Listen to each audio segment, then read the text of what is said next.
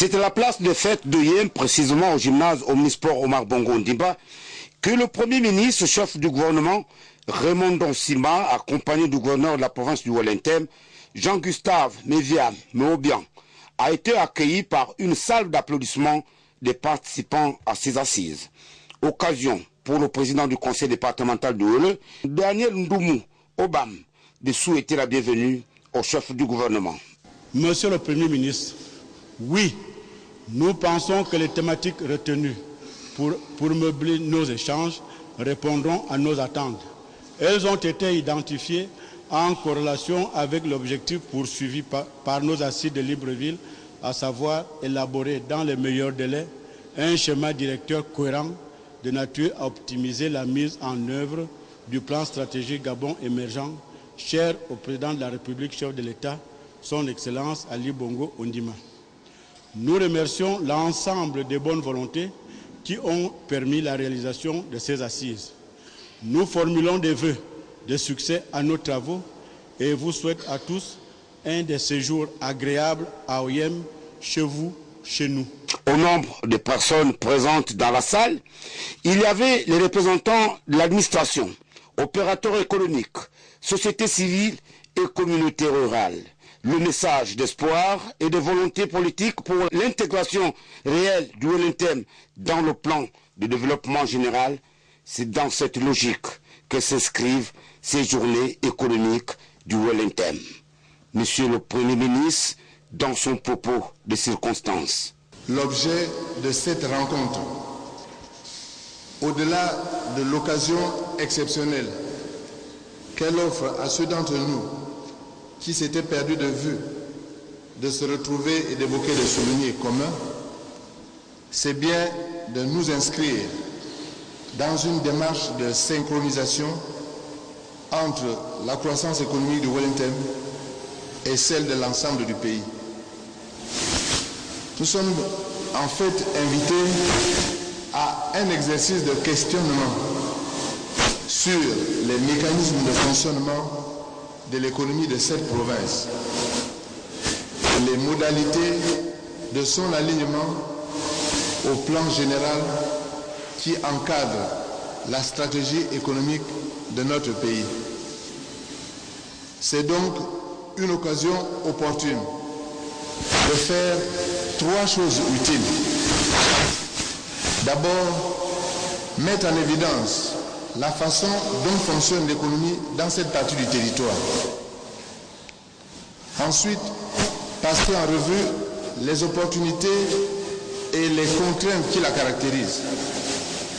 Enfin, identifier les passerelles à établir entre l'économie locale actuelle et les options stratégiques nationales qui ont été consignées dans le plan stratégique Gabon émergent souhaité par le président de la République, son Excellence Ali Bongo Ondimba. Ça nous suivit la visite des différents stands d'exposition.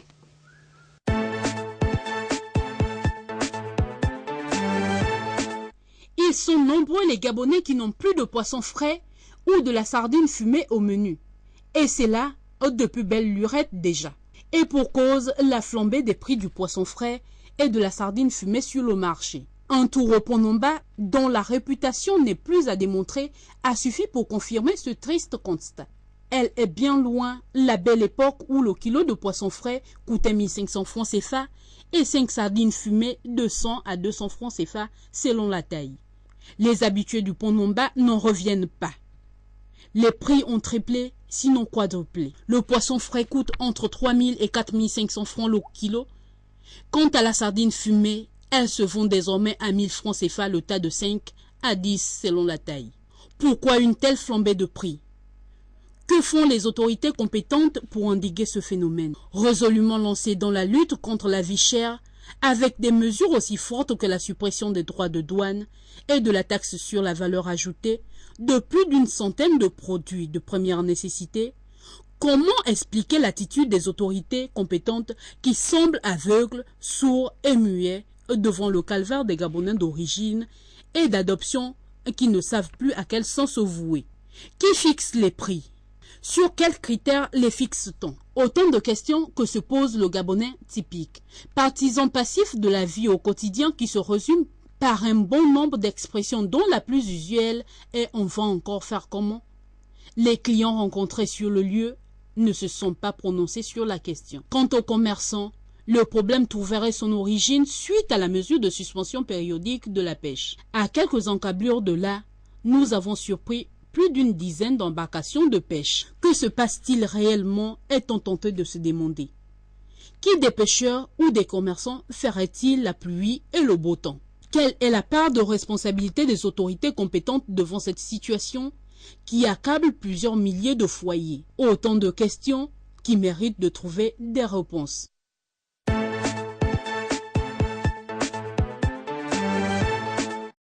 De préparation des crédits relatifs au projet de la loi des finances de l'exercice 2014 ont pris fin. Les 10 travaux ont tenu compte de la nouvelle loi.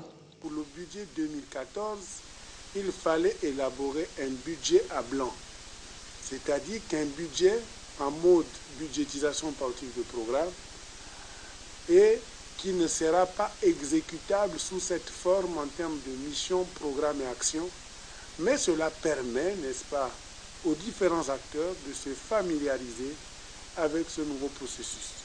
Et de l'autre côté, de continuer à élaborer un budget de moyens tel que nous le connaissons sous sa forme conformément à la loi 4 qui régit les lois de finances. Et donc, cette innovation a amené que l'administration présente le budget sous cette nouvelle forme, mission, programme et action. Ensemble, les acteurs se sont appropriés la budgétisation par objectif de programme à quelques exceptions près. L'administration s'est plus ou moins approprié le processus à 50 voire 60%. Pourquoi? Parce que ce processus a été lancé, nous avions commencé par 4 pilotes. De ces 4 pilotes, nous avons généralisé la démarche. C'est ce qui nous a permis aujourd'hui d'inviter chaque administration à produire un projet annuel de performance. Mais lorsque nous avions reçu ces administrations, nous avions vraiment été ravis que chaque administration a présenté un projet annuel de performance. Ça voudrait dire que 50% du processus est déjà plus ou moins internalisé par l'administration. Mais cependant, il y a encore des choses à faire et à revoir. Si le Gabon peut être confiant pour l'avenir en ce qui est du basculement prévu pour 2015, il faudra tout de même prendre en compte quelques éléments pour tenir le pari de la performance au cœur de l'action. Ce que nous allons solliciter, n'est-ce pas, de notre hiérarchie, du gouvernement et des plus hautes autorités, c'est qu'il faudrait qu'il y ait une intensification de formation et de sensibilisation au sein de ces administrations. Et surtout, qu'il faudrait aussi éviter la mobilité des responsables de programme. Si aujourd'hui, les responsables de programme, 2 mois plus tard, lors d'un conseil des ministres, sont déplacés, vous comprenez aisément qu'il serait difficile dans ce ministère que le programme qui avait déjà connu une bonne phase de lancement va forcément connaître une phase de retardement parce que celui qui arrive, il va falloir encore l'accompagner parce que nous avons une mission d'appui et d'accompagnement. Les acteurs des conférences budgétaires ont mérité le repos après l'effort.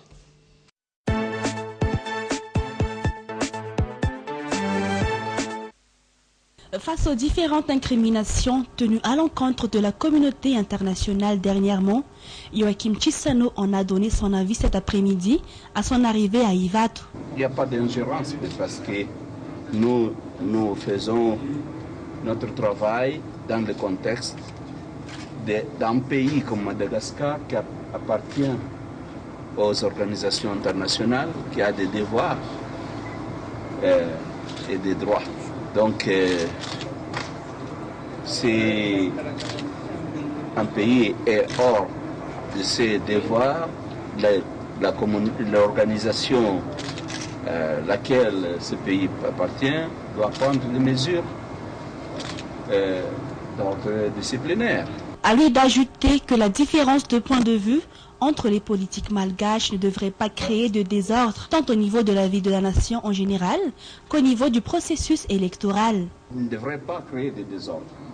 Dans une famille, parfois, on ne s'entend pas et dans des points, chacun peut avoir son point de vue, mais ça ne doit nécessairement mener au désordre, même chez vous, dans votre famille. Ça ne doit pas mener au désordre.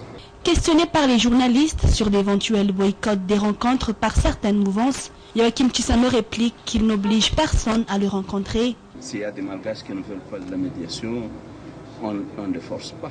En plus de ces interventions, la SADC compte aussi sur le processus de réconciliation initié par la FFKM et toute personne de bonne volonté pour se donner la main afin que nous puissions tenir des élections cette année.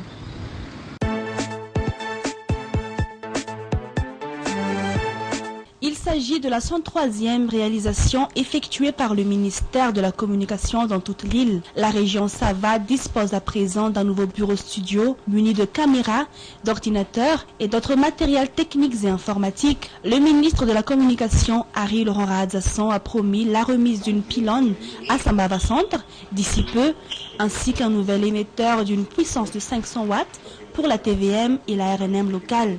Dans son allocution, le ministre a fait savoir que la communication ne concerne que la télévision et la radio. Il s'agit également de la relation qu'entretiennent toute personne. La communication consiste à un dialogue et le respect de la liberté d'expression de tout un chacun.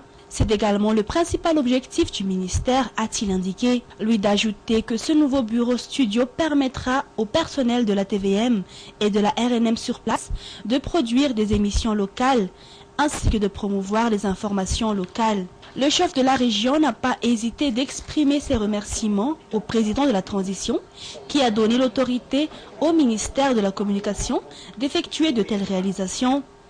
À noter que seront également bénéficiaires de ces dons offerts par le ministère de la Communication les districts d'Antala, d'Andap et de Voyemar.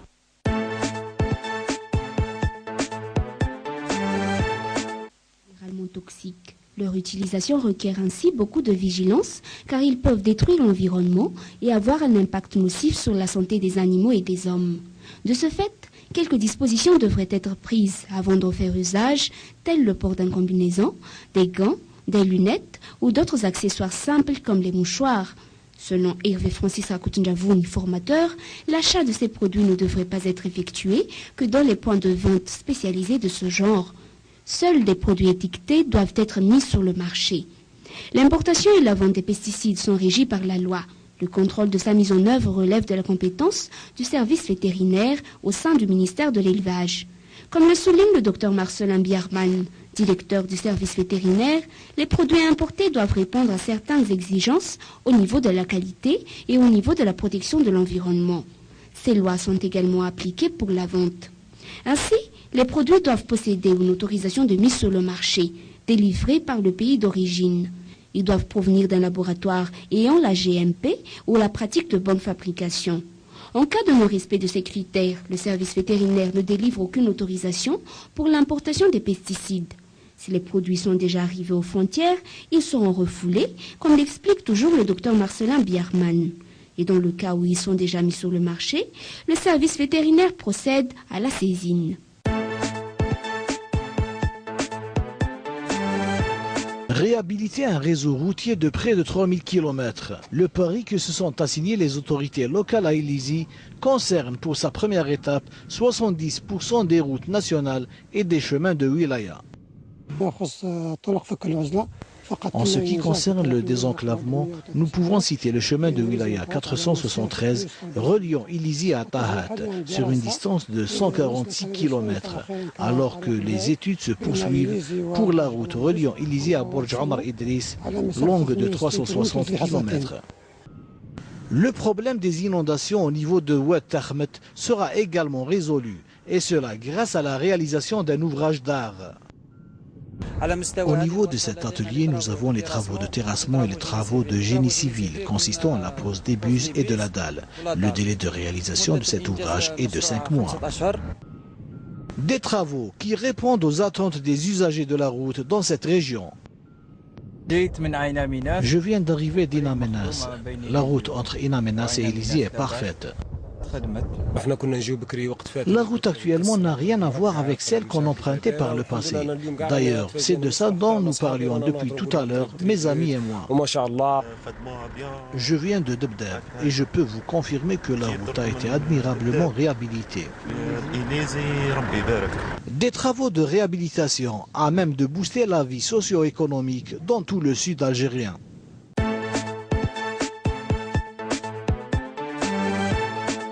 Pour la seule année 2012, les pertes dues au vol de câbles sont évaluées à plus de 60 milliards de centimes. Un chiffre énorme pour Algérie Télécom, une saignée qui ne cesse de croître, à en croire les chiffres fournis par l'entreprise pour le premier semestre 2013. Le phénomène prend de l'ampleur d'année en année. Toutes les wilayas sont pratiquement touchées et Oran vient en première position. Cela malgré toutes les mesures prises par l'entreprise pour combattre ce fléau. Le vol des câbles téléphoniques est un phénomène qui ne cesse de prendre des proportions alarmantes, jusqu'à devenir un véritable cauchemar pour l'entreprise algérienne des télécoms. Pourtant, des mesures ont été prises.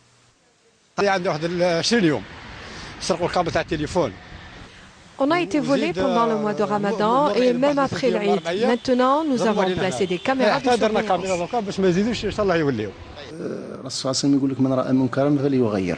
Le phénomène du vol est l'affaire de tous. Même les citoyens devraient contribuer à débusquer les malfaiteurs. Des situations qui pénalisent les usagers d'Algérie Télécom, surtout en matière de raccordement au réseau.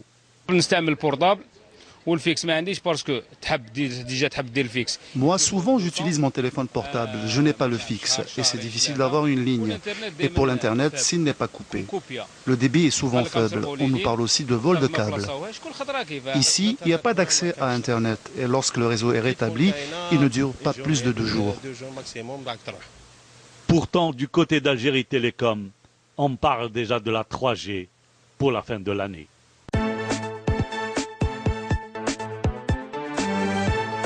Idlès, une région réputée pour sa production de raisins de table, particulièrement le raisin dattier et le raisin sans pépins. Une production sérieusement menacée aujourd'hui. À peine elles mûrissent, ces vignes sont affectées par des insectes. Ceci est principalement causé par le manque de pesticides et d'orientation agricole. Autre ennemi de cette culture, l'érosion. Une érosion causée principalement par les crues de l'Oued qui traversent cette oasis, en emportant avec elles des tonnes de terre arable. Il y avait ici un oued avec un lit très étroit. Après chaque crue, le lit de cette oued augmente de volume et absorbe à chaque fois de grands espaces agricoles. L'agriculteur espère bénéficier aujourd'hui d'une assurance pour que les eaux de cette oued n'affectent plus les terres cultivées.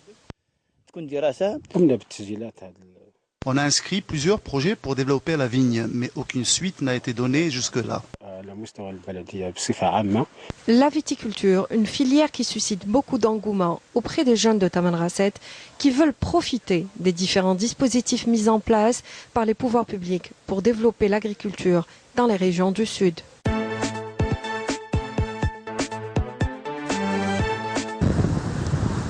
C'est pour répondre aux cris de détresse et d'alarme de la population riveraine et des habitants des villas de la Sainte-Sade jusqu'à Saint-Méocou que le maire Mathias Bédan a effectué cette tournée. Remarque, la mer s'est déchaînée et malgré les épis, elle avance et emporte des installations. Là où nous sommes ici était au moins à 200 mètres des eaux il y a 2 semaines. De la plage des Villas Sainte-Sade en passant par l'hôtel du 15 janvier jusqu'à la plage Saïvet, la furie marine ne laisse rien sur son passage. À cette allure, même le pont-péage pesage d'Ekpen n'est pas à l'abri.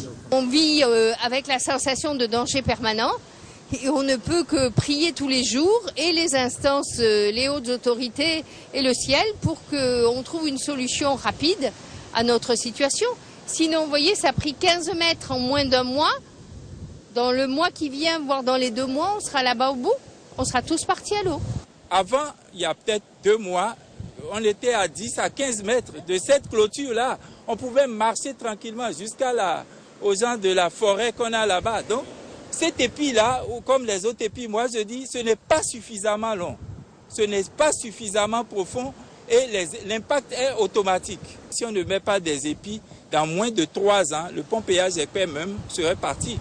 Même les installations de la société Cibo, chargées des bouts de vidange, sont progressivement détruites par la mer. Il faut absolument revoir et accélérer le mécanisme d'implantation des épis. Un SOS à l'endroit du gouvernement pour que le chef de l'État interpelle de nouveau les entreprises chargées de ces travaux pour que le mécanisme d'implantation de ces épis soit revu. Si on accélère l'implantation des épis, nous allons limiter les dégâts. Suite au grogne des populations sur un éventuel dragage de sable à Saint-Méocou, le maire y a fait un tour pour rassurer chacun et tous que c'était plutôt un chénal bouché, que les riverains ont été autorisés à désensabler. Cette situation nous oblige à permettre à la population d'ouvrir le canal, d'ouvrir le drain, ce qui génère quelques mètres cubes de sable marin. Vous voyez, c'est ponctuel et ça ne saurait trop perdurer. La question de l'érosion côtière doit aujourd'hui, mieux qu'avant, attirer l'attention du ministère de l'Environnement.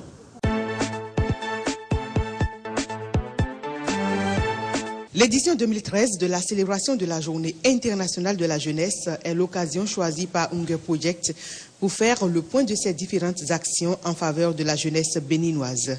Et c'est l'épicentre de Wawata, dans la commune de Zé, qui a servi de cadre aux manifestations.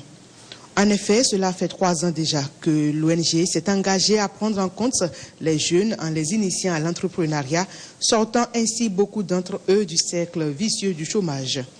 Ainsi, environ 10 213 jeunes ont été impactés dans divers domaines.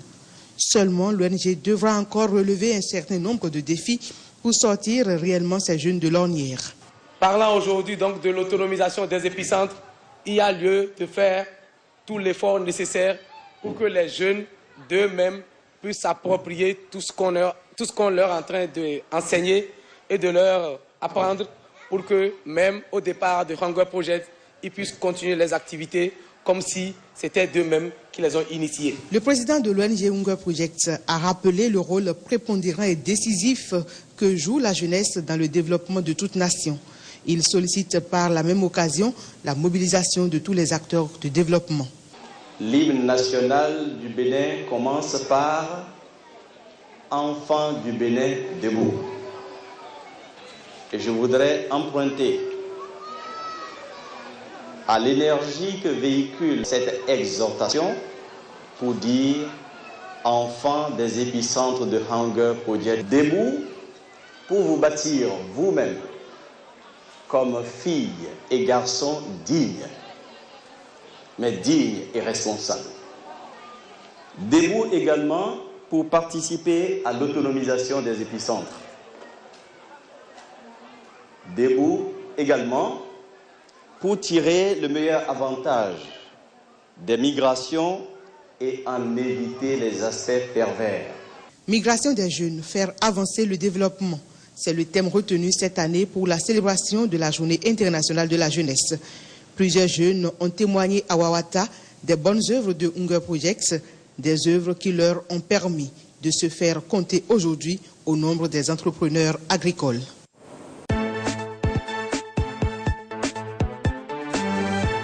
Bientôt, les populations de Rouen dans la commune de Lokossa ne pourront emprunter ce pont en décrépitude avancée du fait des affres des dernières inondations. Face à l'urgence de la situation, le comité mis sur pied au sein des populations pour gérer les questions de développement de la commune a reçu ce 13 août un appui de taille de la part de la coopérative d'aménagement rural Nouvelle Génération de Rouen. Si les moyens y étaient, on pouvait faire plus. 1 million de francs CFA de contribution à la réfection du pont de Rouen. C'est un acte élégant qui va en contre-pied d'un passé très peu glorieux de cette coopérative qui, suite à sa dernière assemblée générale, démontre ici son engagement à prendre son destin en main. Mais elle n'y parviendra pas sans le soutien des populations. Nos efforts des 26 et 27 juin 2012 ne seront pas vains. Plus jamais ces désordres ne se répéteront au niveau de nos coopératives respectives. Tout en vous priant de vous rapprocher par moment de nos différentes instances afin de nous apporter vos contributions pour le bien-être de notre unité de production. L'honneur m'échoit de prendre la parole devant cette auguste assemblée pour exprimer de vive voix l'immense joie qui m'anime et qui anime chacun d'entre vous ici présents. En effet, il y a seulement le mardi 25 juin 2013 que nous sommes portés vers le président de la Carouin pour lui laisser une demande d'appui pour la réalisation des travaux sur le pont de Rouen qui se dégrade au jour le jour.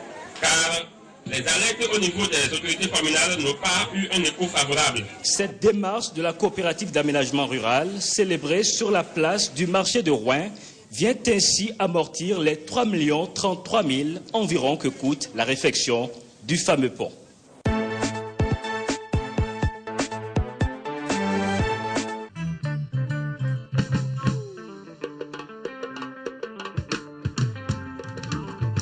La troisième tentative aura été la bonne. Après s'être porté 2 fois candidat à l'élection présidentielle, en 2002 puis en 2007, Ibrahim Boubacar Keïta est enfin parvenu à se faire élire président de la République du Mali.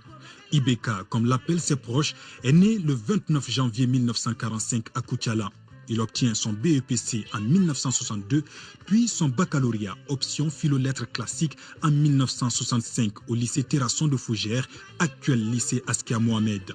Il poursuit ses études supérieures successivement à la faculté des lettres de l'Université de Dakar, à la faculté des lettres de Paris-Sorbonne et à l'Institut d'histoire des relations internationales contemporaines. Au finish, il décroche une maîtrise d'histoire et un DEA en politique et relations internationales.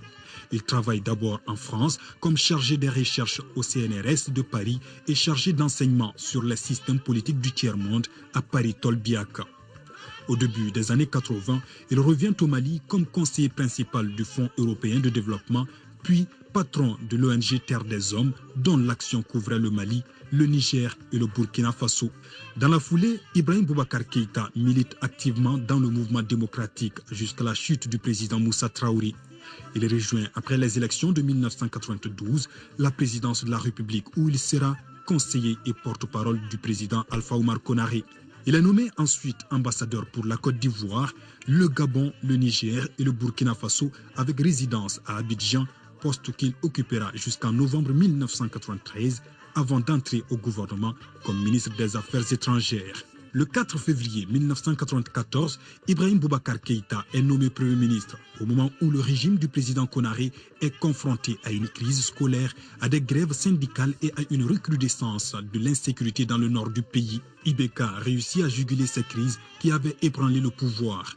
La restauration de l'autorité de l'État, déclarait-il, était un préalable à la réalisation de l'État de droit et nul n'est et ne sera au-dessus de la loi, déclarait-il à l'époque. En ces temps-là, son franc-parler et sa fermeté faisaient de lui la bête noire de l'opposition malienne. Il démissionne de son poste de Premier ministre le 13 février 2000, mais reste très actif sur la scène politique. Confronté à des difficultés au sein de l'ADEMA-PASJ qu'il présidait depuis 1994, Ibrahim Boubacar Keïta démissionne avec fracas en octobre 2000. Le 30 juin 2001, il crée le Rassemblement pour le Mali, RPM, dont il est depuis le président. Candidat à l'élection présidentielle de 2002, il est éliminé au premier tour, dévancé par l'ancien chef d'État Amadou Toumani Touré et Soumaïla Sissi. En 2002, IBK se présente à la députation en commune 4 du district de Bamako. Il passe triomphalement dès le premier tour pour ensuite être élu président de l'Assemblée nationale. En 2007, le président du RPM est à nouveau candidat à la présidence de la République. Il perd dès le premier tour face à Amadou Toumani Touré. L'élection législative lui réussit mieux puisqu'il est réélu député en août 2007 en commune 4. Mais son parti, n'ayant pas la majorité, il n'a pu garder la présidence de l'Assemblée nationale.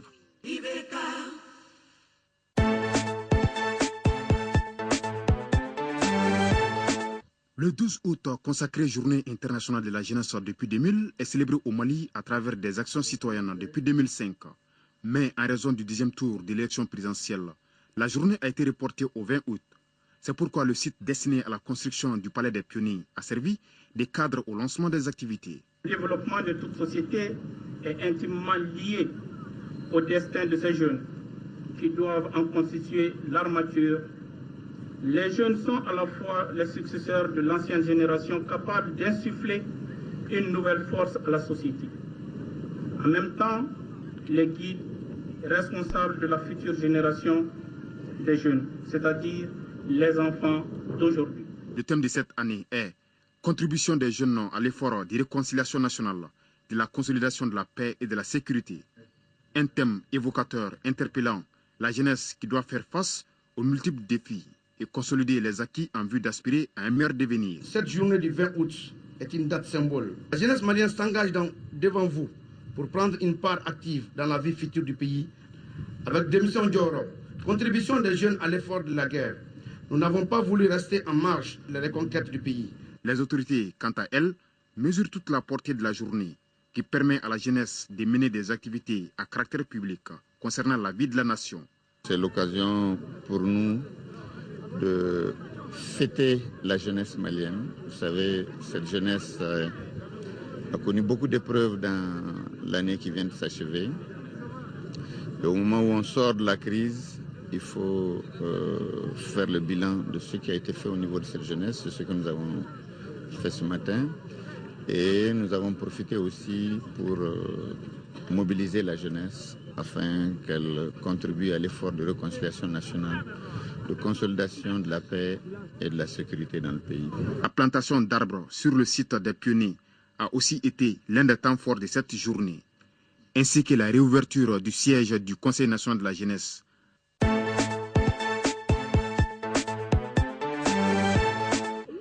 Les fortes pluies de ce mois d'août ont commencé à faire des victimes. Plus de 600 personnes ont dû élire domicile dans cette école à Djidé Thiaroye-Kao, un quartier de la banlieue dakaroise très souvent soumis aux inondations. Une situation qui risque de perdurer puisque depuis lundi, la capitale sénégalaise est arrosée par une pluie intermittente. Je suis inquiet avec toute ma famille. La pluie a créé beaucoup de dégâts. J'ai peur quand je vois le ciel s'assombrir. Je ne peux plus aller travailler et laisser mes enfants seuls ici dans ces conditions. Face à ces inondations devenues récurrentes dans la banlieue de Dakar, le gouvernement sénégalais a décidé de reloger les populations sinistrées. Depuis un an, un projet de construction de 2000 logements sociaux est en cours et près de 500 maisons sont déjà achevées. Plusieurs autres ouvrages sont en cours de réalisation. À pareil moment, l'année dernière, tout était de l'eau. Mais vous voyez, cette année, il a plu presque plus de 70 mm, mais on ne voit pas de l'eau stagner. Parce qu'il y a cet ouvrage, il y a le bassin qui est un réceptacle de toutes les eaux de ruissellement de la commune d'arrondissement. Nous rendons grâce à Dieu. Ces maisons sont vraiment une bénédiction pour nous. Depuis 2005, nous vivons le calvaire des inondations. C'est un soulagement de savoir que c'est désormais du passé. Le gouvernement sénégalais envisage d'investir plus de 700 milliards de francs CFA pour lutter définitivement contre les inondations.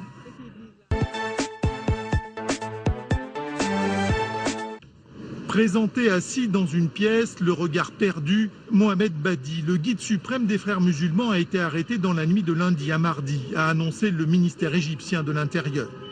Avec lui, 2 autres cadres de la confrérie ont été interpellés sans violence dans un appartement situé près de la place Rabat al-Adawiya, au lieu de la contestation des promorcis.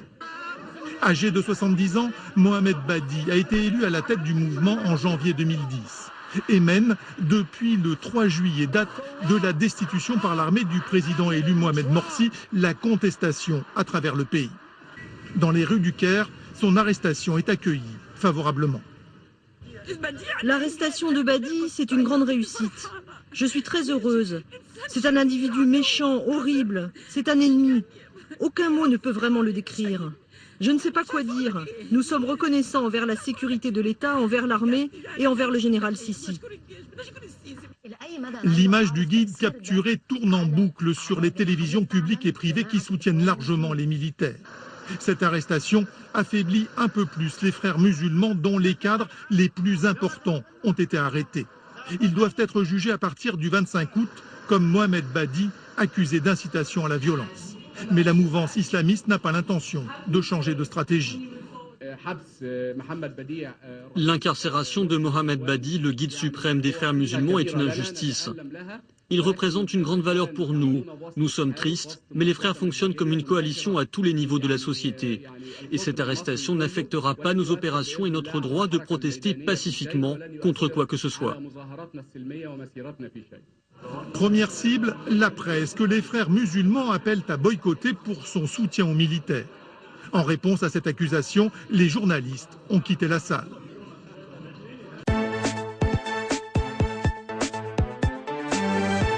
Sous la houlette du ministre d'État et de la Justice, Culte et Institutions pénitentiaires, Francis Ngomon Bongon, il était question en somme dans cette plénière directive judiciaire de plancher premièrement sur la création d'un cadre technique et professionnel d'avocats d'État pour défendre aussi bien à l'intérieur qu'à l'extérieur les intérêts du pays.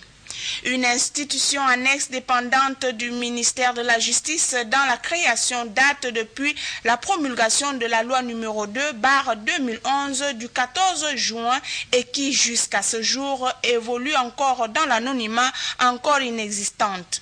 Occasion propice donc pour les staffs administratifs de paraffer les derniers détails et dispositions inhérentes à la mise en fonction de cette institution judiciaire. Également en bonne place dans le conseil administratif du ministère de la Justice, l'élaboration d'un règlement régulateur et fonctionnaire de ce département ministériel avant de lever la séance.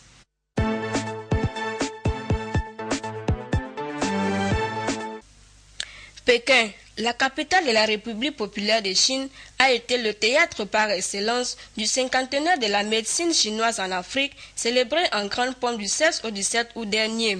Un événement qui a mobilisé plusieurs délégations étrangères, dont plus d'une cinquantaine de pays africains, parmi eux la Guinée équatoriale représentée par une importante délégation conduite par le ministre de la Santé et du Bien-être social, Thomas Metieba Fernandez Galilea.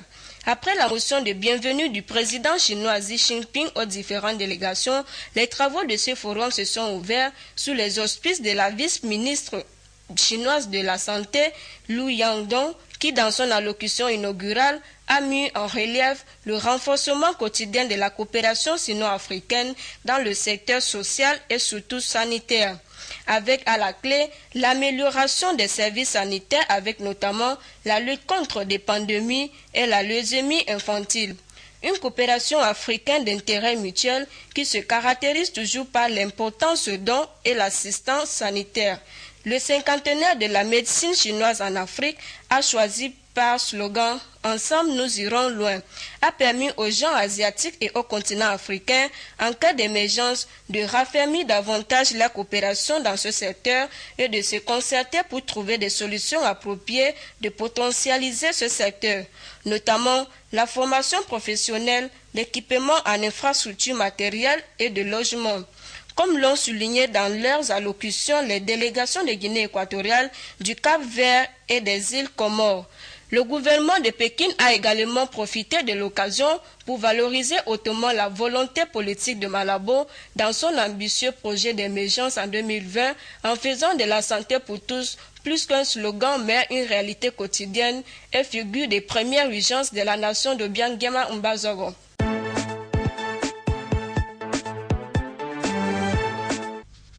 Dans sa visite d'inspection à Mongomo dans la province de Ouelensas, le ministre Gabriel Mbego Bianlima s'est d'abord rendu sur l'ambitieux projet qu'entreprend le gouvernement au lieu d'Imokok où s'effectuent les travaux de la construction de l'immeuble de l'Institut technologique de l'hydrocarbure, mettant ainsi à profit cette instance pour donner des instructions et présenter le bien fondé socio-professionnel de cette future institution d'envergure sur-régionale parce que, étant selon lui, la seule institution technologique hydrocarbures du continent qui aura pour priorité régalienne de former des ingénieurs en hydrocarbures des différentes nationalités africaines.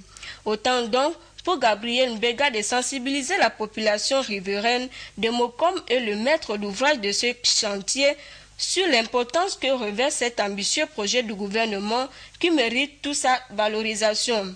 Mbego Bianlima s'est également rendu aux différentes centrales électriques de Mongomo et de la périphérie dont celle de Dimbala, Mokom, Meka, avant de déboucher à la localité de Doum pour s'enquérir de l'état d'avancement de ces chantiers et le fonctionnement des différentes installations électriques.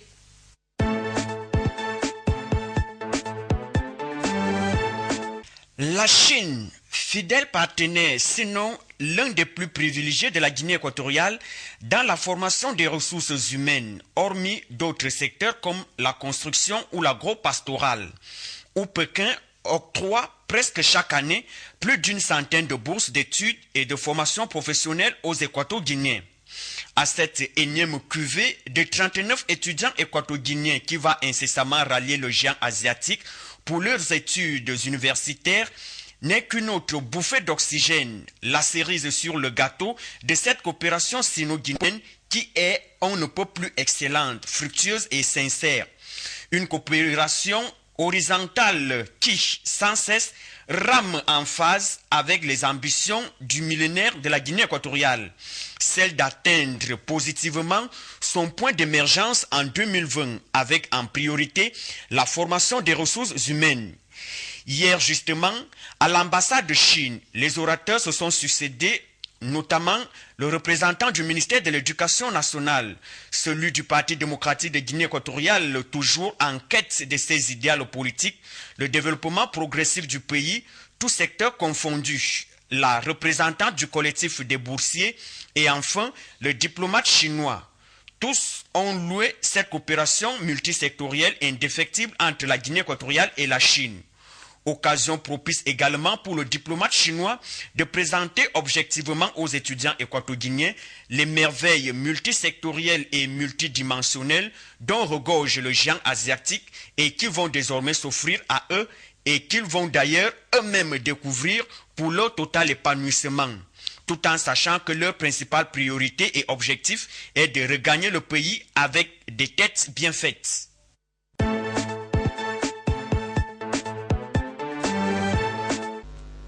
Ils sont 4 membres chargés d'assurer la transparence dans les marchés publics auprès du service civique national pour la participation au développement.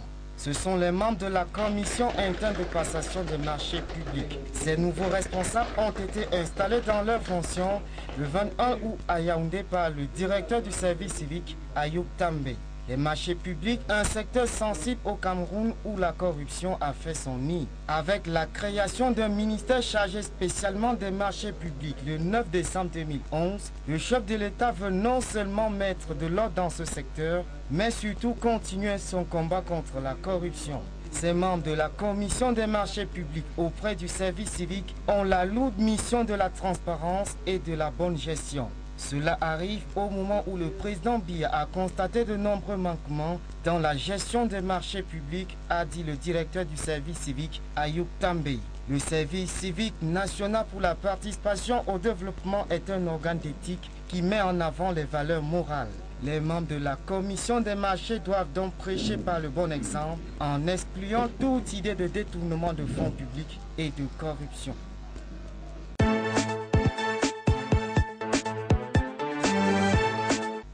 La fuite des cerveaux ne sera plus un obstacle pour le développement du Cameroun. Le réseau des associations camerounaises de la diaspora, Casanet, s'en va donner un coup d'accélérateur à ce processus. Et puisque le secteur agro-pastoral constitue un pilier de l'économie nationale, la Cameroonian Skills Abroad Network entend apporter une nouvelle énergie dans le passage du pays à l'agriculture de deuxième génération. Ce qui justifie d'ailleurs la tenue de cette 6e édition du Forum de la diaspora camerounaise, le DAVOC 2013. L'événement qui a eu lieu au Palais des Congrès de Yaoundé a été ouvert ce 22 août 2013 par le ministre des Relations extérieures, Pierre Moukoko Mbonjo. Et selon ses promoteurs, il sera question désormais de contribuer à la formation des entrepreneurs sur la gestion et les nouvelles techniques agricoles. D'autres actions sont également envisagées. La recherche et la concrétisation, n'est-ce pas, des financements pour contribuer d'une manière effective et non seulement intellectuelle pour accélérer le passage à l'agriculture de seconde génération. C'est dans ce sens que nous allons engager des pourparlers avec l'État camerounais en ce qui concerne la facilitation, n'est-ce pas, du point de vue de ceux de la diaspora, à l'accès à la terre. Et pour ce qui concerne le financement de l'agriculture au Cameroun, la Casanet a mis sur pied une stratégie de soutien. Nous avons également mené une étude sur la faisabilité de la création d'une banque. Dans un premier temps, on va commencer par une coopérative de la diaspora déjà ici au Cameroun. Et les textes et l'idée sera présentée dans un atelier. Et si donc les locaux, en harmonie, en synergie avec ceux de la diaspora qui ont fait le déplacement, sont d'avis que le moment est opportun et que tous les prérequis sont réunis, je crois que c'est une initiative qui ne tardera pas à voir le jour. Le ministre des Relations extérieures a par ailleurs appelé les différents acteurs, c'est-à-dire les administrations, les entreprises publiques et privées, à accompagner les actions de la Cameroonian Skills Abroad Network. Le pays doit pouvoir compter sur tous ses enfants dans sa marche vers le développement. Nous avons besoin, nous les jeunes, pour porter l'Afrique, pour porter le Cameroun, pour porter l'idée que vous nous donnez pour amener